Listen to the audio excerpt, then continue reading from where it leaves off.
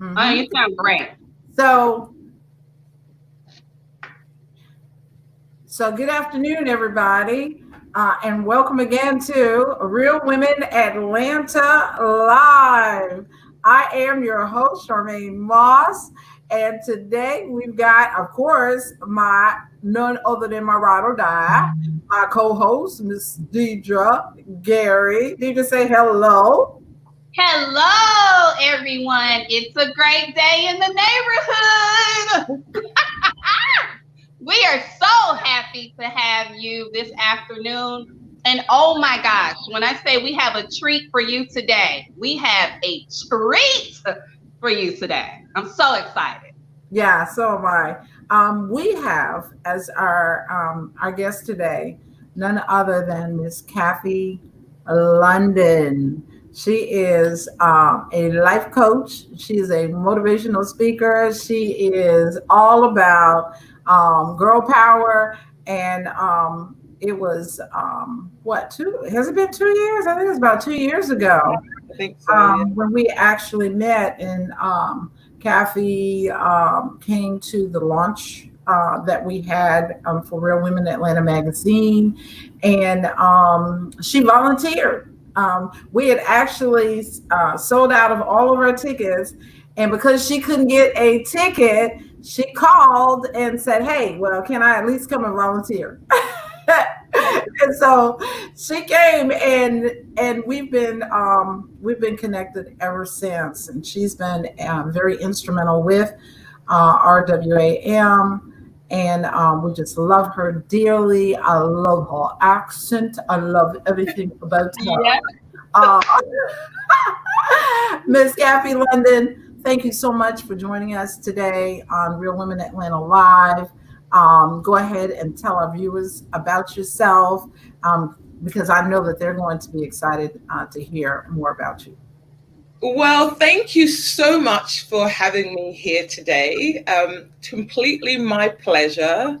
And wow, what an introduction. And not only that is I now know what type of show it's going to be based on Deirdre's energy.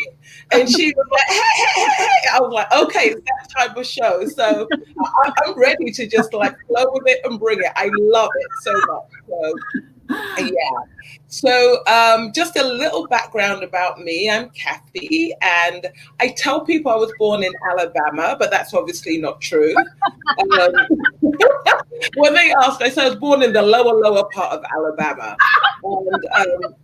And just something really, really funny, right? Because this is how I flow and roll. Is they say, but you talk funny, you talk different. I say, I know. I said, well, my parents emigrated from the UK to Alabama, and they used to put me in front of BBC TV. So I started practicing my accent, watching completely made up. But people are like, for real? I'm like, for real? Yes. So anyway.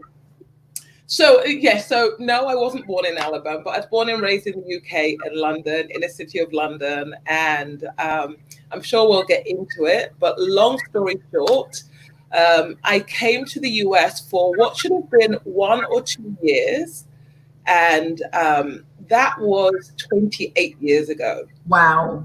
So yes, so I have now been in the US. I came in 1992 and I now live in Atlanta. So thank you for having me here today, ladies. Wow.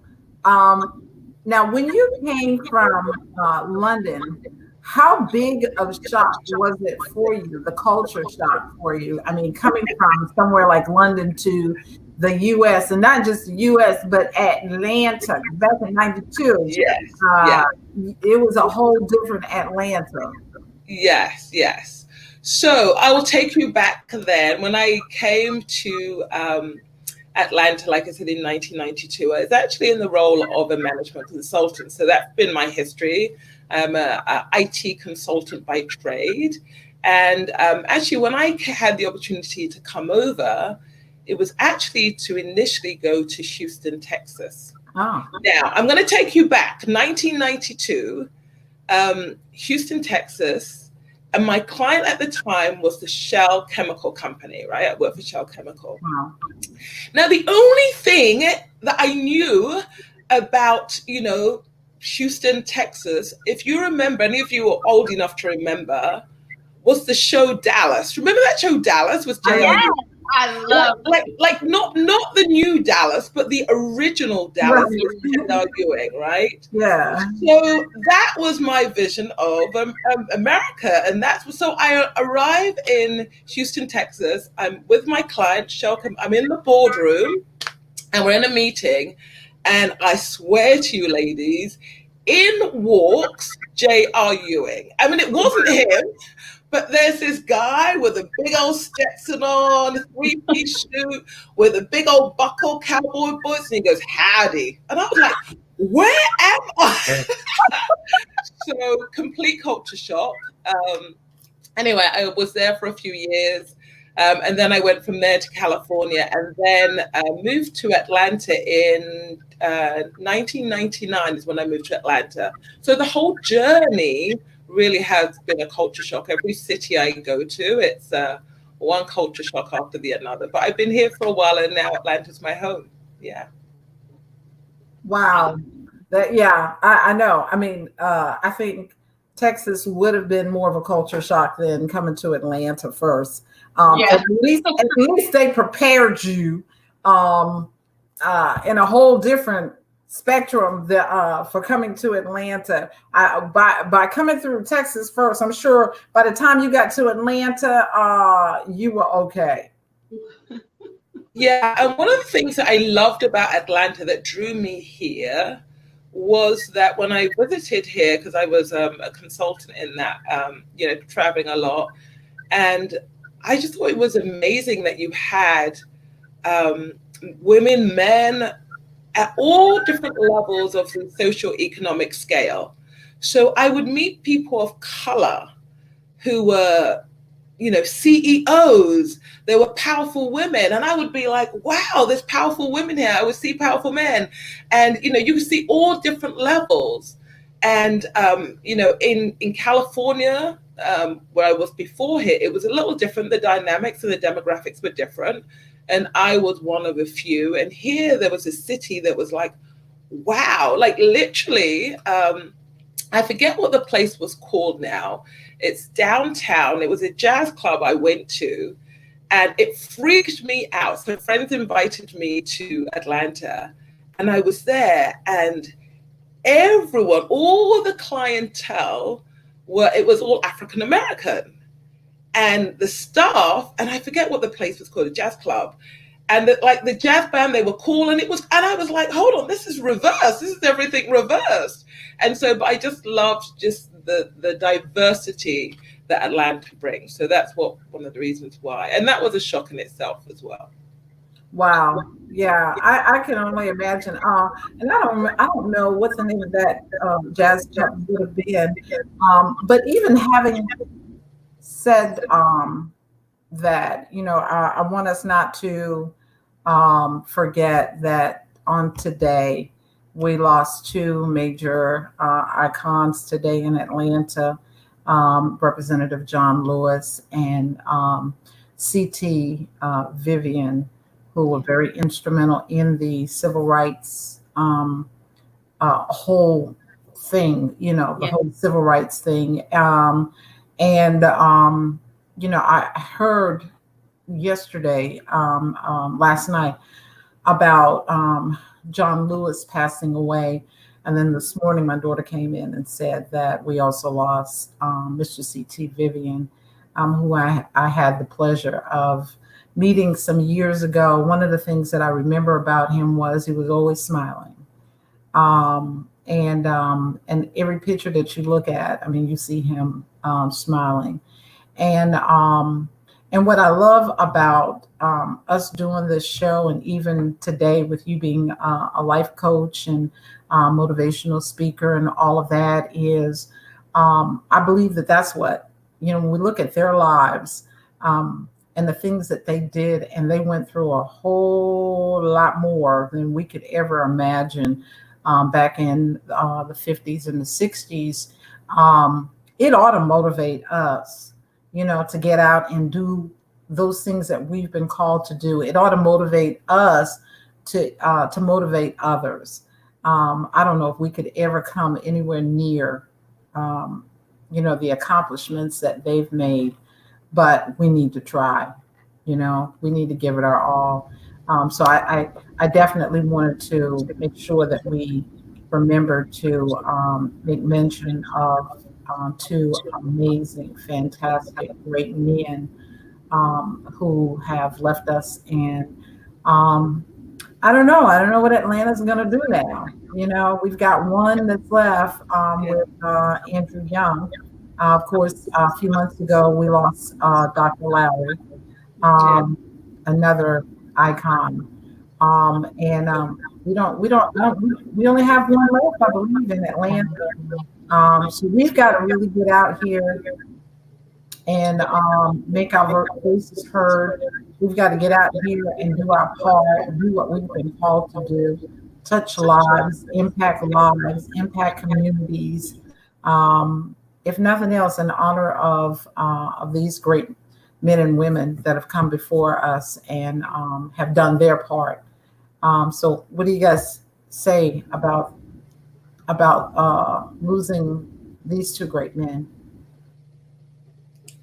I think that it's thank you for taking time and acknowledging what's going on, because there's a lot of heaviness in the world. I think that's the only word that comes to mind, and it's important to take time out because we've got so long, right? We can show up and do what we can in life, and it's only but so long. So they made it their mission to stand up for us. They made it their mission to bring what was inside of them out and share it with the world. And so the world and the city of Atlanta have lost two great icons. So I think it's important that we take time for that and understand what our own gift is, and how we share that with the world to continue either what their mission is or what our own mission is. What do we want to create in the world? Yeah. That's what I'm all about, is they created something phenomenal.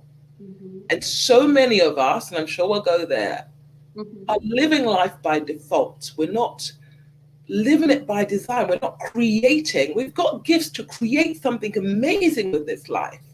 And instead, we're focused on chasing other things. Mm-hmm. So that's all I'll say for now. Absolutely. And just to kind of piggyback on what both of you are saying, and with Charmaine, I want to extend my heartfelt condolences as well as prayers for each and every one of the families that are experiencing the loss. And as you said, Atlanta's experienced the loss as well.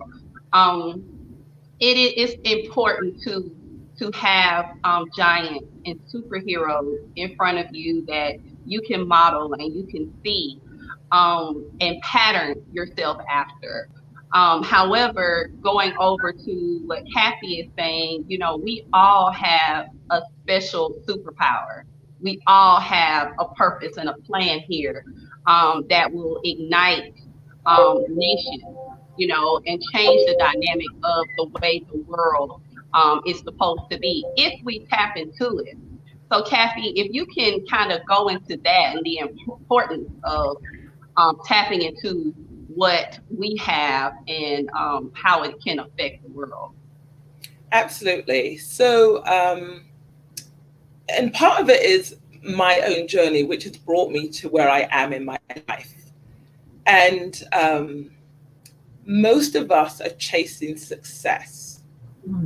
Most of us we're after, and I'm just going to put it out there and just say what it is, right? Most of us are chasing the money and the power. That's what we're chasing.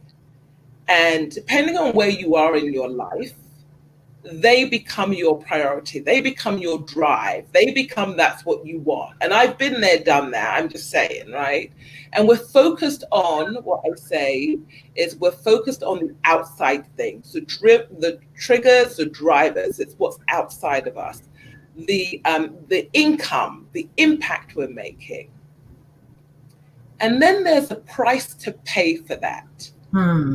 What happens is we lose sight of what's really important and what really matters. And there's a price of really burning out, the true cost or the true price of burning out, right? And so we're on this mission in life, and we don't know any different. For me, it was all about it was my parents' programming, life's programming, and we're on this thing. And there's something missing in our lives. And that is we're not taking time out to look at the gifts we have and how we can truly bring that out in the world. So I feel so many of us are on this journey of life. And I call it the train of life. And like in London, we have this train. It used to be called the Intercity train, and it's like chukajum, chukajum, chukajum, chukajum. That's my train impression. Okay? Chukajum, chukajum, chukajum, chukajum. But the train is going, and we're chasing success. We're chasing stuff, and there's a price to pay. And there's warning signs along the way. There's stations along the way. Right, warning signs, and we don't get off. We don't pay attention. We're after this one thing. And what happened to me is I was that corporate executive. I climbed the ladder. I went from being a consultant to a manager to senior manager, at one point a VP. And I say that not to impress anyone. I say it because I didn't know any different. Right? I was chasing this thing. Then it got to a point where I crashed and burned, right? Like literally, I lost sight of who I was, physically, mentally, all these things. And, I lost sight of what really, really mattered. So it's all about kind of the work I do. And I think where we are in life is often as high performers and as people, as women, especially women, we're superwomen, right? We're superwomen. We have this superwoman syndrome. Enough already, right? I mean, when we're focused on the outside in, we neglect ourselves. So that's one part. Imagine that flipping around. Imagine if you could do it, still get similar results, but focus from the inside out. Wow. Yes. We said that at the same time. Yeah. Wow. And it's extremely hard, as all three of us have extremely busy lives. The problem comes in is setting priorities. What's the most important? And are we busy for no reason?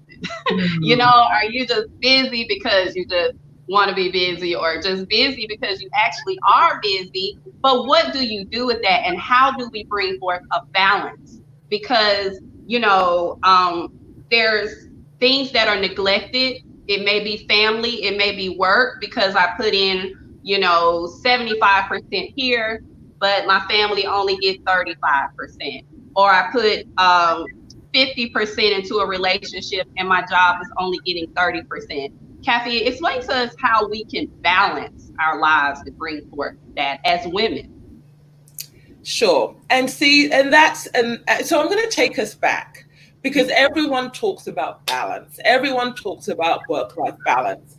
And what happens is we'll do that for maybe a week or two. I can give you some tools and strategies, and you'll do it for a week or two. And then you get balance, and then you'll go right back, let's be honest, to what you're doing, right? Because whatever it is, it starts pulling you back. So I feel that, balance is there. But before we even get to balance, I say to my clients, let's roll it back. It starts with looking at the warning signs, right? Balance is where we want to get to.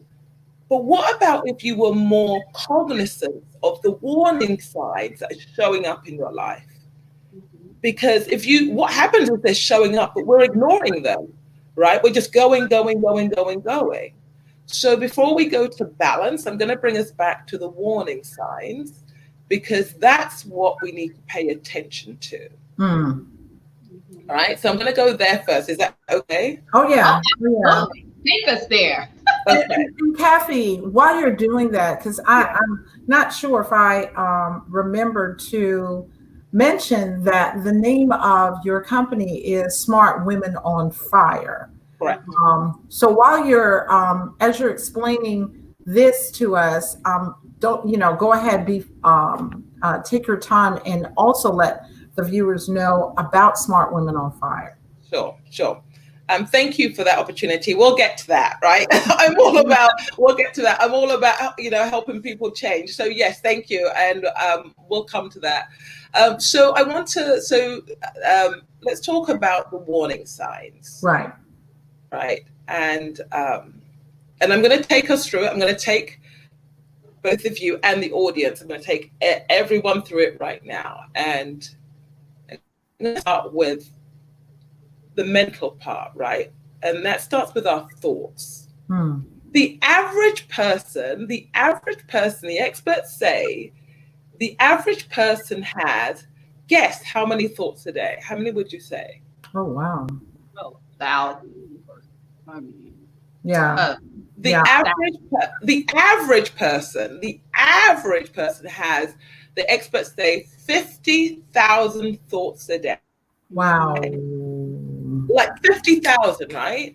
So 50,000 thoughts a day, which is about a couple of thousand an hour, give or take, given that you should be sleeping part of that time. All right. So that's actually higher. Wow. So that's the average person. Now, if you're highly stressed, and what I say, this was me, I use these terms, stressed in a hot mess. This was me. I was that for years, right? Then you have so many more thoughts than that. You're like firing on here, there. Most of them are serving you no purpose. But you're thinking, all your thoughts are out of whack, not only during the day, but then when you go to bed, right? You're thinking, you're like, oh, it's turning over, all of this. How can you get to balance if you're not even looking at the warning signs? Right. If you're not even controlling those things. So that's why I always like to start is pay attention to your thoughts. And most of them, you're not going to say, oh, that was one, that was two, that was three. It doesn't happen like that, right? Life is it just flows. But when those thoughts start having you in 1,000 different directions, when your thinking is just all over the place, or you're trying to multitask, and the experts say, even though as women, and I was the number one multitasker, even though we're doing that, you're still doing this, doing that, thinking of this. The experts say that, multitasking really doesn't give you as good as focus. Work does, deep focus. So one of the signs is your thoughts. The other sign, or the second one I'm going to go into, is the physical. So how we look. And there's two parts. There's how we look and then how we feel. I'm going to get to that one. So how we look. And we all know the warning signs, the extra pounds. Right now, it's a big joke, quarantine 15. But quarantine 15 is not a joke, people. You know what I mean? It's really the what I call the lag factor is the result of what's happened over the last few months of your life. That's what's happened, because it's really an indication that something has been off. There you go. That's that warning sign. But we ignore it.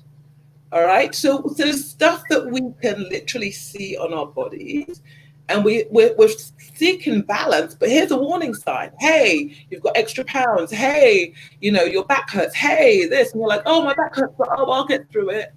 That's warning sign that's number 2. It's like, and we know, but we ignore it. The other one is, and I'm going to go here, is how we feel. As women, this is really deep, right? It's emotions. So we are emotional beings, right? We all know as women, that's what we do. All right. Yeah, we're a powerhouse. We're hard. We're hard. We're a firehouse and all this. But deep inside, we're emotional beings. And so how we feel, and this is really, really key here, and people don't get this, how you feel starts to show up in how you look. Wow. Yeah. That's good. So from how you feel emotional, right? We go on this emotional roller coaster. So I'm going to give you some examples. So if you're happy and feeling joyous, so how does the body show up? The body is like, hey, I'm happy. Oh yeah. Chest is up, you know, your chin is up, your eyes are up. You've got this energy, this vibe. When you feel, for example, let's say rage or overwhelm or grief, the body, without realizing it, starts to do this. Mm. You become smaller, you become constricted. It's another warning sign. So that's the first indicator, right? If you're not aware of how the body is, it's a bit into physical, but if you're ignoring those warning signs, and so your body over time will start doing more of all of this. We're on our phones, it's like this. We're working hard, it's doing this. We're doing this. We've become creatures where we're now, our body has morphed into this, instead of when we're joy and happy, into being up and open and out. That's another warning sign. And that's the internal. And I've seen friends of mine over time that I saw them a few years ago and they were like this. Now, as with age and gravity, they are literally hunched back. They're hunching and they don't know. And it's the result of the toll that life has taken. And not only that, it's then the other warning sign, how we're relating to other people, right? And I say this with all love and joy, right? When you feel, and I've been there, when you feel you want to knock someone out, like I'm not talking about, violent, but you're like, listen, you just, and it may be a significant other, it may be family members, it may be your team, it may be your clients. When you have that feeling inside you, you are not, and I've been there. Yeah.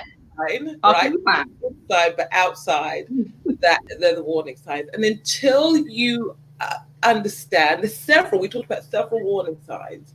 Until if you're missing those, then you can balance. We can talk about balance, Deirdre, but when we talk about balance, if you're ignoring the warning signs, you'll fix something temporarily. Right? This is where I was taking you. You'll fix it. We're looking for strategies and tools and like, we all know what they are, right? You know, if I'm going to say, you're like, yeah, you know what they are. But are you really focused from the inside out on what you really need to do? That's Talk that talk, Kathy. Woo! Yeah, that's really good. And I think most people don't think about things like that. How not just the environment, but how other people can impact your life to the point where it affects you physically, emotionally, psychologically. I mean, it can have that type of effect. And I believe that, some illnesses are brought on by these things that you're talking about, Kathy. Yes. And that's part of it, is the price of success, because we're chasing success as well, right? We're chasing this life and we're living this life.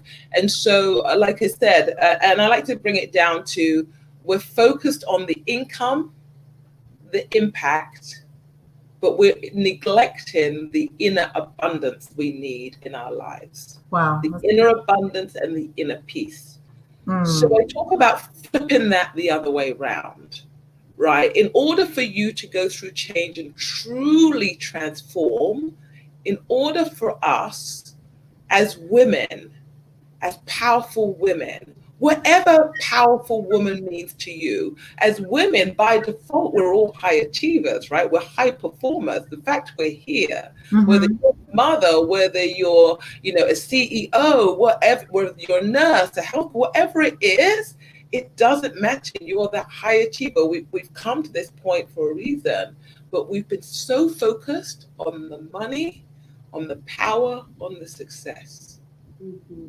I challenge us to be intuitive high performers, not just typical high performers, right? It's to be intuitive about what we're doing, what's around us. There's so much mental clutter in our lives, right? And that goes into those thoughts. There's so much physical clutter around us, and we see it every day. Right, we see it, and we see it, but we ignore it. And I'm not saying I'm perfect. I came from a home where literally, we hoarded stuff. That's just, when you grow up, that you just buy stuff and you keep it. But then there has to become a point in your life when you start releasing it. I like to say this term: you put it back into circulation.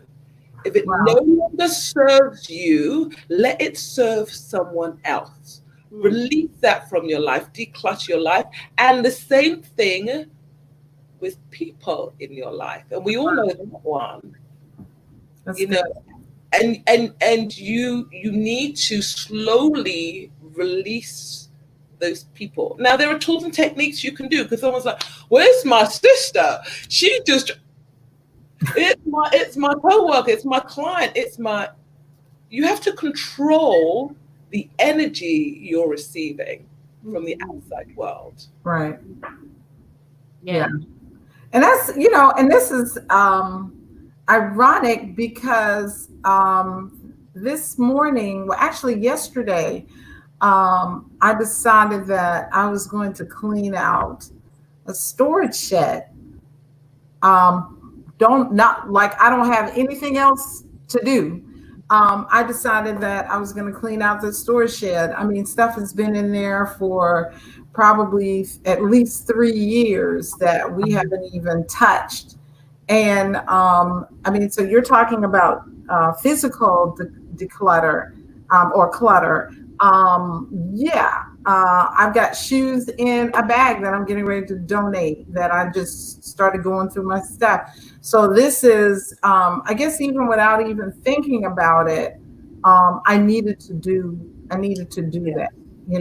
I can see how those things can affect us subconsciously. Just not even knowing that we've got so much clutter in our lives, even in terms of people. We got folks that just don't mean us any good. They've just been around and they've been like leeches. Every time you see their number pop up on your phone, it's because they need something or want something, not to enhance your life, but they're always taking something away, need to go. And Charmaine, can I say here, I'm going to challenge you live, because you're like, oh Lord, because this is not planned. I'm going to challenge you and challenge the listeners, challenge those of you on the show today to not only you do it, but if you can, recruit someone or hire someone to help you declutter. Because it will shift, because I'm going to tell you about my story. So at the beginning of the year, this is what I spent the Christmas holidays, or the holidays. So, and I hired, and it was a college student, right? So it's not a lot of people say, I can't afford it. Yes, you can. Right? You can. If you're like, I can't, yes, you can. So you hire someone. I know there's COVID, but do what you need to do to hire someone. And she was ruthless. Like when I say ruthless, almost like the minimalist approach. And literally, I have pictures somewhere, but literally we started off with my office. And I had, when I say years of paper, years of bills, years of stuff that I was holding on to. And her magic word, and I love this, she would say, no. I'm like, can I keep this? No. Can I keep this? No. And I was like, what's wrong with you? I'm paying you to be here. But it was so freeing. It was just so freeing just to release it. And so I ended up with maybe, I think for my office alone, maybe 10 bags of paper that I had to shred. Wow. Right? So that was just my office. Then we went next to my closet.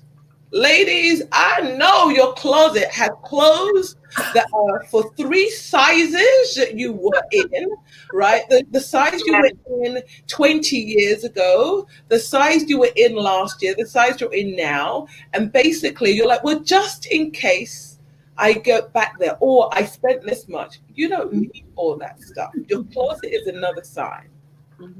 Every time you walk into that closet, the shoes you mentioned, Charmaine, the shoes, the clothes, all of that, you don't need but 1 or 2 pair of black pants, ladies. Is that right? Yeah, and here's the outside of this. So I decluttered my closet. I call a minimum. I'm going to end this interview right now. What did you say, Charmaine? Kathy, she said she's going to end this interview right now because it's true. I mean, it's true. I want to tell you the upside. I want to tell you, like, so my closet had years and years and years of stuff for clothes I hadn't worn, clothes I had the tags on, clothes I've worn that don't even fit me. I mean, at one point I was several pounds heavier, but I kept the clothes because I'm like, I paid a lot of money for that. I ain't giving it away. I now have what I call a minimalist closet. There's just a handful of stuff. Here's the deal. Every day I walk into my closet, I feel like I'm walking into Neiman Marcus. Why? Because everything that's on and it's not a lot, I don't have a lot, but everything there fits me, it energizes me, right? And it makes me smile. And there's no reason for me to keep going shopping. This is all about decluttering your life. This is why. So anyway, the challenge I have for you, Charmaine, is to potentially recruit someone, whether it's your daughter or someone else, and give them give them the task of saying, if I say I want to keep it, it's either got to be significant, as in that it brings me what I call joy, and it's my joy and happiness factors that makes me smile, or it's functional. If not, get rid of it and go put it back into circulation. Yes. I think you need me with you. She definitely needs me because I'll be like, hey, put that up. You don't need that, girl. Come on now. Yeah. Move on to the next thing. Yeah. And the same way we do that with our physical things, what I'm saying is we also do something similar, okay, not as harsh, but in the people in our lives, so we can free up energy. There becomes a flow in life.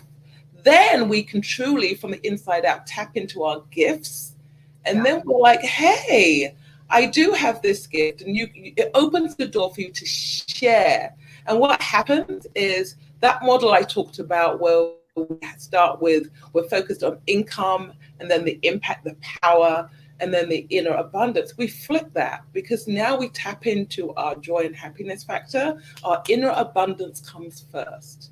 Right. We tune into our mental, those mental things, our emotions, and then we can find, that will drive us to then find a balance, which will then feed into the impact we have in the world, allowing us to share our gifts and ultimately affect our income. Awesome. Yeah. And that's a huge thing for me, Kathy, because I honestly, if I go past a week and not be able to just let things drop off of me, I'm in a complete overflow and I'm a mess. Everything is a mess. Yeah. So I made Sundays like my day, my self-care day, where I can just let all the things that happen during the week go, concentrate on me. A little small story with that, and just kind of the growing up, the way that you do, and then you have children, and it's kind of like, oh, well, you've got to give everything to your kids. You don't, no one's saying, okay, give to you. Make sure that you're 100%, because if you're not, you can't pour into them as they need, or your family, your husband, whoever, concerning that.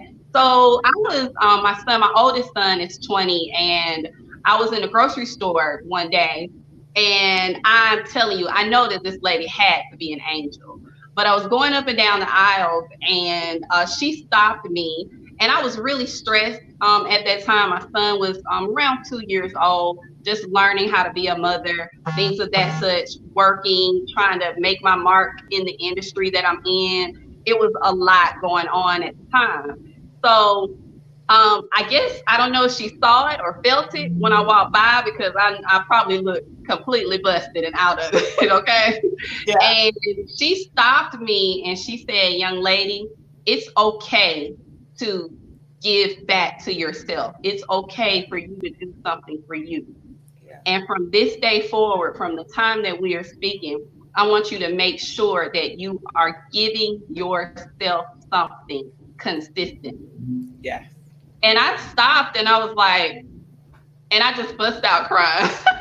Wow. I was like, oh, I know, oh my God. And then she just left.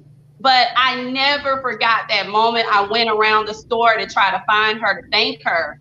And I never forgot that moment. Didn't even see her anymore. But as I progressed, with my career, with my fundings and things of that such, of the money that I was making. So I started off, for instance, as a leasing agent. And I had 2 babies at the time in daycare, only making a minimal amount. But guess what? I love to eat.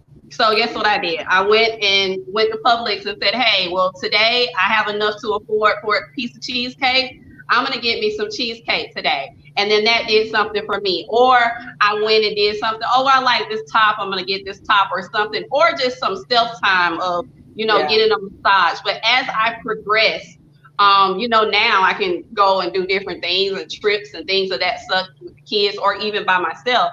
But it was very important for me to be able to, and I started it early. So now it's a habit. It's a healthy habit. Yeah. To where I give back and put back into myself consistently, because I know that I can't give anybody anything else if I don't.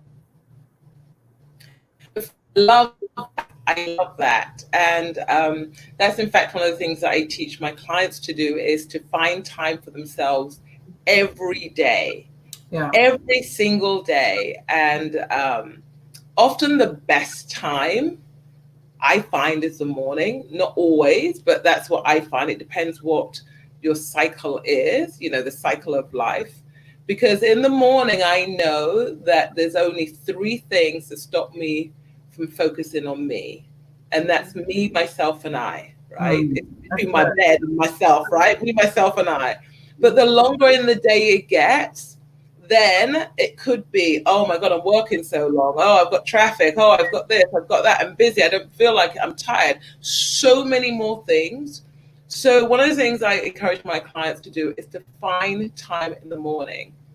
And it's the magic of the mornings. And it's I've done this and I've lived it. And it's like the biggest secret to life, right? Mm-hmm. I'm telling you.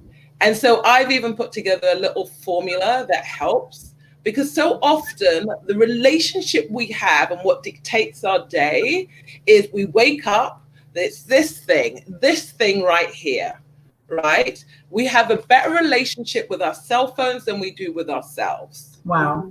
Right? I mean, that, you think about it. The last person you talk to before you go to bed at night is your phone. Yeah. The last person you look at in the middle of the night, right, single or otherwise, I don't care if you're in a relationship or not, is your phone. The first person you talk to in the morning is your phone. Yeah. And listen, it's not the phone itself, it's what the phone contains. Yeah. It contains all this information that sucks you in and takes you all in a different direction. It may be the fear of missing out. It may be this. So instead, I challenge my clients to create time in the morning. I've come up with an acronym, a formula. It's called Game On, right? Game On. So this is how you can start your day on time. you set the alarm, press the alarm, and then you're on it. You wake up, you do it. Take some gratitude. What are you most thankful for? And here's the thing: it's not what you have. It's even being thankful for what is about to come your way. Mm. Yeah, we're always thankful for I'm so thankful, but what do you want to create? What are you thankful for? So even thinking of that. So the G is for, the gratitude. Have a little journal or whatever, and just about 1, 2, 3 things that you're grateful for. It will shift your perspective. The A is for affirmations, right? Is what can you say and what energy can you put back into yourself? Is the affirmation. The M is for, I call it meditation. We know some of this, but meditation is simply, a lot of people are like, I can't meditate. It's just taking even 1 or 2 minutes. I like to say, it's a meeting with yourself, right? That's all it is. It's just for you to quiet down and just have a couple of minutes for your thoughts. The E is for some exercise of some sort. Move the body. I don't care if you're stretching. I don't care if it's like doing something. It could be breathing, whatever. But the E is for exercise. The O is for you to think about what opportunities you have to share your gifts that day with someone or something. And then the N is to focus right then and there, first thing in the morning, on your nutrition. What are you going to eat that's going to fuel your body, mind? Yes.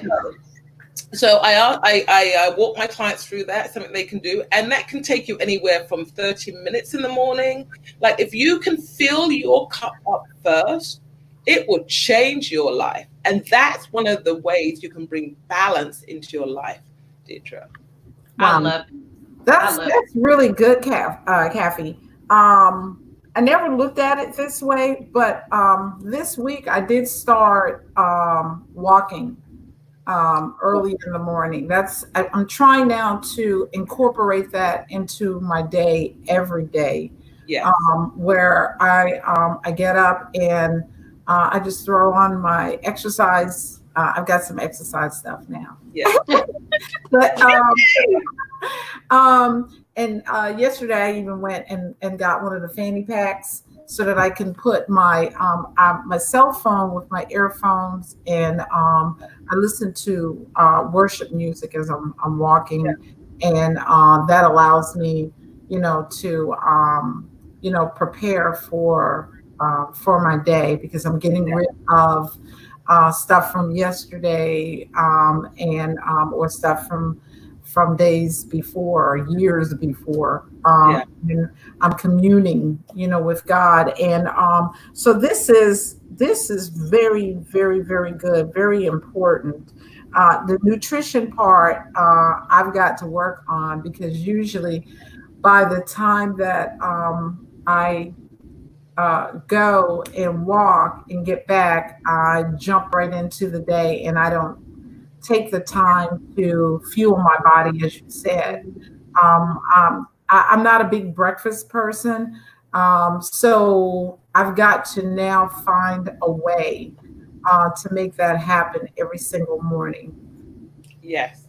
And if you take just a few minutes in the morning to think about what you're going to eat, and it will take time over time, but if you think about I'm going to, I'm going to do this, it will shift. If you really think about it, you don't have to go in the kitchen and plan it, that comes later. But I'm choosing, again, tie with your affirmations, I am choosing to eat healthy and nutritious foods today that will fuel my body for energy.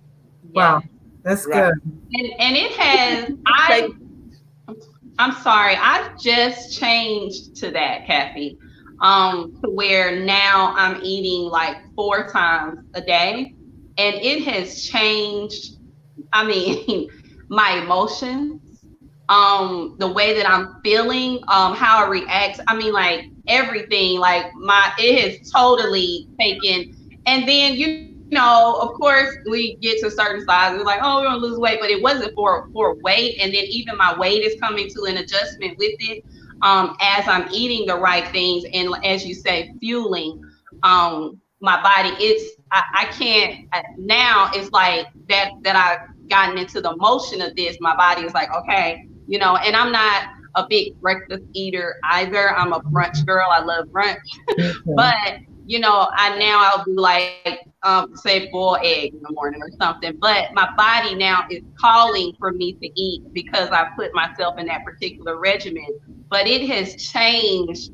I can go in the store. It's changed the whole dynamic of, not just physically, but emotionally for me. Yeah. It's all about conscious eating. It's about using food for fuel. And, the shift came for me. Like I said, I was significantly heavier years ago. And then I started to think about the food. I'm like anyone, trust me. And here's a story that will make you laugh. When I first moved to Georgia, and this is how off I was, right? So I was what I said was a big boned woman, right? So I was a big boned woman. And I remember going to the doctor and she was like, I'm already working out 3 days. I'm just big boned. All right. So anyway, there was a whole thing. But anyway, I got to Georgia and I was here. And I remember someone said, oh, there's a great wing place on the South Side. And I was like, don't judge me, right? So they're like, a great wing place. I'm like, oh, really? So I live on the north side of town. I remember that day. I planned it. I drove all the way to the South Side. Now, it's the type of wing place where there's nowhere to go in. It's like a little I don't know, like a little island where they make it inside, and then you stand up at a window, and then you things. So I don't even know if it's still around. So that day, I can't believe I'm admitting this live on the air. I bought a bucket of 50 wings, like 50, like 50 wings. So It was my rationale. I loved them so much. I was going to eat 10 a day, and then, eat 10, and then it's over 5 days. Whew, I brought those wings home, had a few more. So, are wings bad? No, I'm not saying they are. 50 bloody wings? Phew, no wonder I was like, so it's all about the choices we make, right? But that's a true story. Like, literally, I ate a whole bucket of wings within like 24 hours. Wow. Well, I don't know what I'm going to be having for lunch today, but it certainly won't be wings. You can have wings. Just think about how many you're eating. You can still have wings. I'm not saying don't eat wings. Oh my God. Okay. So look, I'm going to work on I am working on the physical clutter in the shed. I'm going to have to work on the closet. I'm gonna have to work on the closet. I think I've done pretty good though, because a few years ago, honestly, guys, a few years ago when I had my my big house, I probably owned about 450 pairs of shoes. My shoes had their own closet. It was bad. And my clothes closet, it was so organized that every skirt was put together, color coded. The shirts, all long sleeve shirts were together. Everything was just so well organized. I've since, I've gone down a lot. However, I know I can go down a lot more. I probably, over the winter, I counted that I had about 35 pairs of boots. And you have 2 feet. Deidre's laughing because she's guilty of it. That's it. At least I'm being honest. You are. It's true confessions. Hey, it's Yeah, good. It's I'm good. Yeah. confessing my sins, girl. Yeah, and some of those pairs of boots, I mean, I haven't worn in probably 3 or 4 years. So I do need to declutter Yeah. my closet. I do. And be a blessing to somebody Just else, like you said. how, Yeah, yeah. put Just it in think of how you circulation. pay. I need to do that. I definitely need to do that. Yeah. And and then also I think doing the physical will also help mentally as well. And I really think it's important for us to remove people that aren't a benefit to us. And I don't want to say it as if you're using people, but people who aren't an asset, especially now, because sometimes you can get a phone call from someone and it will just change your entire day. Yeah. So those people you got to remove, from your Rolodex. And with that being said, Charmaine, Kathy, how do you like, you see your sister here. I see Charmaine like, hey, look, girl, you got too much going on here in this closet, and I may come in her the Dietra way of listen, I'm just gonna, no. How can we encourage one another in the spaces and the places that we are in? How can we be a benefit to one another as far as because some people don't know how to, whether it's physically, but for me, just speaking, I have a lot of friends who, don't know how to forgive. They have a lot of things that's in their heart, their mind, and their spirit. They want to let go, but they don't know how to let go. How can we aid to one another in that? Yeah, and it starts with being present, right? With being present with that person. And here's the deal, Dietra. Basically, you can want to share your gifts, or you can want to help someone change. But unless they're ready, ain't nothing gonna happen, right? So there's that part of it, right? So what you can do is to show up for them. You can be real with them, and you can tell them, have a conversation, create the space for them that's sacred, that's safe, physically, mentally, whatever. Just say, hey, girl, let's chat next Tuesday or whatever it is. And really give them an opportunity to say, hey, I'm really concerned about this. I'm here for you. And really focus in on that one issue. Don't let it be in general conversation. Like carve out time and come from an authentic place.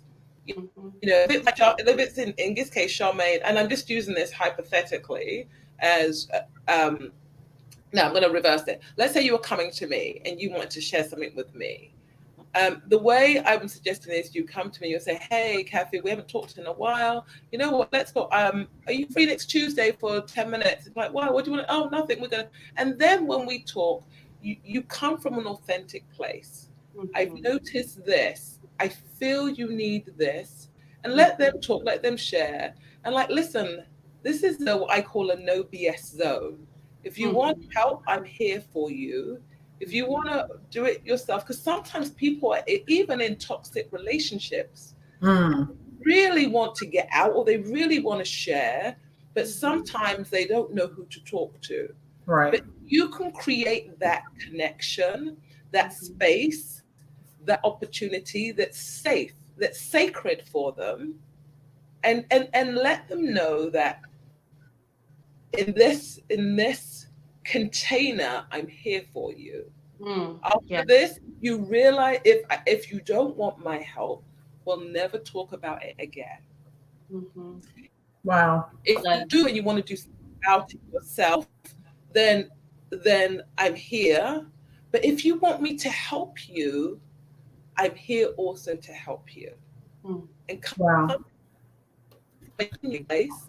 And like I said, there are options. Give them choices. Don't force it. Don't say, "Girl, listen, you know he is no good. You know that's not what it's about." Approach them like you would want to be approached yourself. Yeah. Kathy, the name of your company is Smart Women on Fire. Yes. Take the next minute and let our viewers know what Smart Women on Fire is, what services you offer, and how they can get in touch with you. Yes, sure. And thank you, Charmaine, for the opportunity. So, talking about my story because that ties into why Smart Women on Fire was formed, and that is as a high performer, a high executive, as a busy woman, as Superwoman. You know, I was the one who had the label on my chest, flying around the country and the world doing all these things. But I crashed and burned, and so I paid the price of success. And there's so many of us that we've talked about ignore those warning signs. And for me, it got to a point where I had to make a choice between, at the time, my loved one, my fiance, and that's a whole nother story, but my fiance and my laptop, right? So he was in hospital, all of this. It's like, do I take time out or do I keep working? Long story short, I decided to leave my career and realized that there has to be another way. You can have it all, but you have to look from the inside out. And so with that, I created the company, and it's all about helping high performers really overcome their fear of the price of success, the true cost. Because if we don't, then we know the price to pay. And I'm saying anyway. So the way I work with people is there's different ways. I offer small, intimate boutique sessions. You can either work with me one-on-one or in group sessions. And occasionally I offer retreats and intensives. And right now, the program that I'm looking for is later on in the year. I'm actually launching a program called Driven, which is for those high-fly executive women who know there are warning signs and they're not taking action. So it's a 6-month journey, getting them right back on track and getting them to really look at themselves from the inside out. So if anyone's interested, they can either reach out to me on my website, which is Smart Women on Fire. It's all about helping that woman lift up, rise up, and really be who she is. And on my website, there's a button there that says, let's talk. You can book just a quick chat. A conversation is where we start, and then we'll figure out if there's something I can help you with, or I can even, just say, hey, do this one thing, and you'll be good. We're also, before we leave, I want to get this in. I'm sorry, I want to get this in before we go, really quick, because I know we're going over time. But you came to my studio. We had our little women's sector and things of that such, and you set us on fire. Yeah. So I want to end. I can't let you leave here without setting all the women that are watching, everyone, even men who are watching, everyone is watching now. I'm ready. You've got to set everyone on fire before we leave the show, okay? Yeah. So let's do it, ladies. So as Superwomen, we know we are powerful, right? So I want us all to know that as Superwomen, you are the woman. You've got this, all right? So inside your heart, you just need to show up for you, all right? It's all about you. If you work from the inside out, you can be completely, unapologetically unstoppable. Yes. Woo! Kathy London from London, living in Atlanta. Smart Women on Fire. We thank you so much for being a part of our show. Thank you so much for supporting us with everything that we do. We love you. We love you. We love you. We love you. if there's anything that we could do to help you, please don't hesitate to give us a call. To all of the viewers, thank you for joining us. You can find us here next Saturday at the same place, same time. Come on. We'll have yet another amazing speaker. And again, we thank you guys for joining us. We love you, Raheem. Thank you for all that you do. We'll see you guys on next week. Same place, same time. Have an amazing day. Bye. Bye, guys. Bye, ladies. Cheers.